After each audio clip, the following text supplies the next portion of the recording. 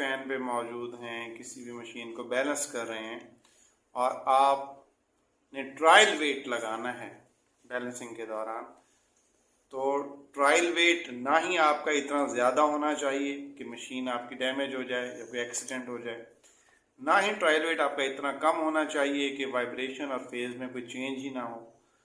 तो आप trial wait का फार्मूला यूज़ कर सकते हैं, अवेलेबल है। उसके अलावा आप अपने एक्सपीरियंस को यूज़ करें और ट्रायल वेट लगाएं। चलें ठीक है, आपने ट्रायल वेट लगा दिया, अब ट्रायल वेट लग गया फैन पे। जब ट्रायल वेट लगने के बाद ट्रायल वेट जब आपने ट्रायल रन लेंगे, मशीन को चलाएंगे, तो मशीन की वाइब्रेशन में 30% चेंज आनी चाहिए या फेज में 30 डिग्रीज चेंज आनी चाहिए। ये दोनों हो जाए तो बहुत अच्छा है कि वाइब्रेशन में भी 30% चेंज आ जाए और फेज में भी 30 डिग्री की चेंज आ जाए। ये दोनों